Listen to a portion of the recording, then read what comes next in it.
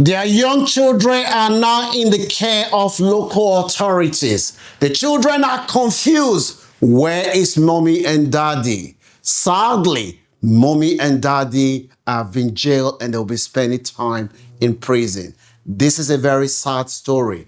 Hopefully, someone will learn a lesson. African parents have just been jailed in the UK, husband and wife. This story involves a man whose name is Emmanuel Mbanga. Emmanuel Mbanga came to the UK many years and is fully settled in the UK. He is now married to Remy, a Nigerian woman. They both met in the UK. Emmanuel is from Sierra Leone.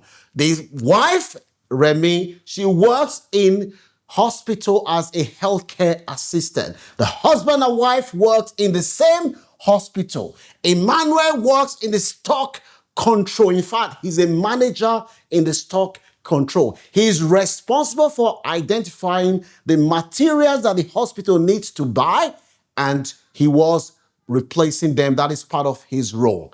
Emmanuel and the wife, they started thinking that we are working so hard, but we could be making easy money and enjoying ourselves. They both came up with a plan.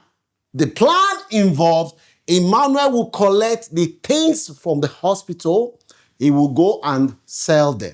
He was making some money from that, but Emmanuel then decided to upgrade his criminal activities. He then, I said, instead of me stealing things from this hospital, why not I just steal things from this hospital and start looking for a way for the hospital to buy back the things that I have stolen. He then said, oh, there's a problem. I need somebody that has a business in this sector that sells medical equipment. Someone then put him in contact with a guy called Solomon Adeyemi. Solomon Adeyemi at that time was the director of Ultimate Medical Limited. In fact, it has been reported that he was doing very, very well. He was approached with this juicy offer. Solomon couldn't resist it. He said, this one are free money, easy peasy money. The deal is that Emmanuel will steal medical equipment from the hospital, give it to Solomon, and Solomon would then repackage it. Emmanuel would then tell his boss that, look, we need to buy medical equipment. He then makes sure that Solomon is on the bidding for the hospital to bid for contract. He put Solomon there. Then Solomon started supplying things to the hospital. Solomon, they were making a lot of money. Life was good. All of them were enjoying. They probably went to church and said, what shall I give? Giving thanks to God that, yes, life is good for them. The three of them, they made a total of £279,000. The hospital staff started noticing something strange. Something that wasn't strange to them before. But one day, the item that they bought, they open it, they now notice that some of the items, they've already been opened. The boxes have been opened. They ask Emmanuel, say, Emmanuel, as the manager, what happened? We just bought new items. These are medical items. Why is it that they have been opened? Emmanuel says, oh yes, when I was testing them, I just tested just to make sure that it's the right one. I was the one that opened it. Because he is a manager, they believe what he told them. Again, they noticed that the price of the items that that were buying from this supplier, it was cheaper than even the market value. They then call Emmanuel again and say, Emmanuel, why is it that the price of this item that we are buying from this supplier is cheaper? Emmanuel said, I'm a very, very hardworking guy. I do not want the hospital to waste money because I understand that times are tough. So what I'm doing is that I'm looking for the cheapest seller. I want the hospital to have value for money. I don't believe in wasting. So I'm looking for the cheapest seller to buy from. I say, okay, fine. So one day, they saw that the item that Emmanuel collected from this supplier, the serial numbers match the serial numbers of the items that they had before. That was when they said, this can't be coincidence. Something is happening here. The first one, the items were open. Second one, the prices, we even check online, the prices are cheaper than even the prices that the manufacturer of these items are selling. Now, the serial number, it matched. This cannot be a coincidence. Something is happening here.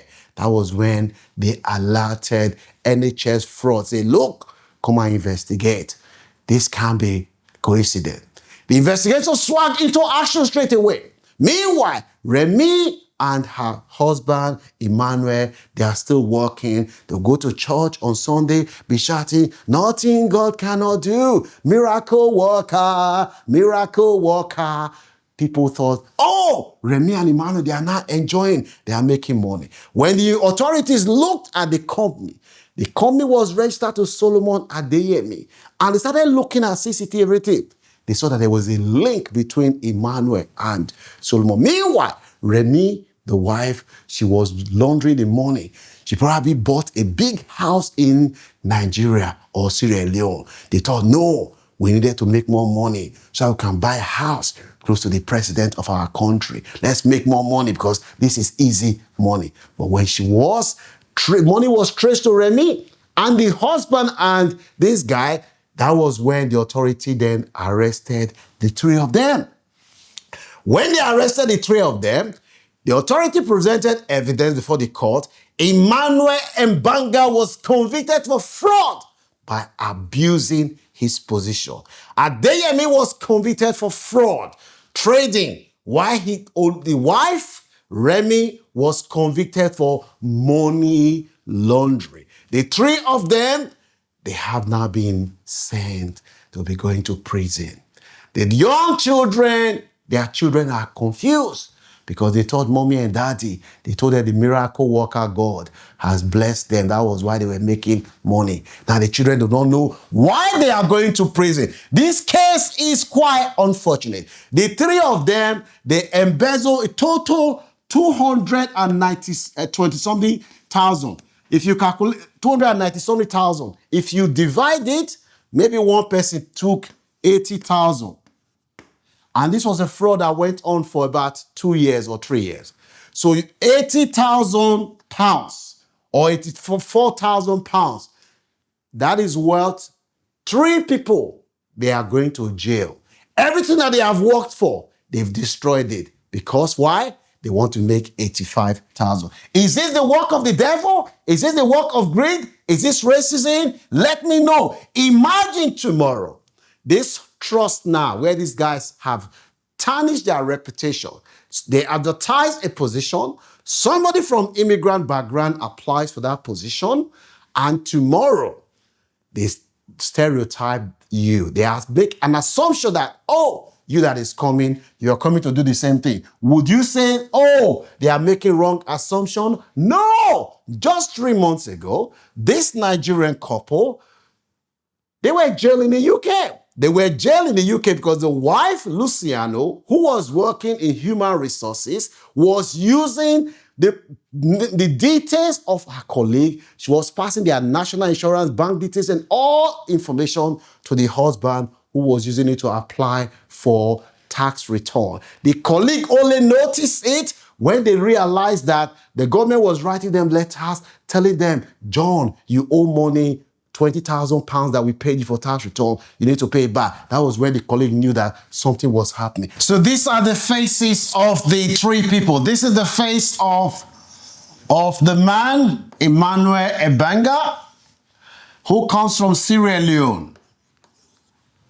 And this is the face of his wife, Remy Lokun.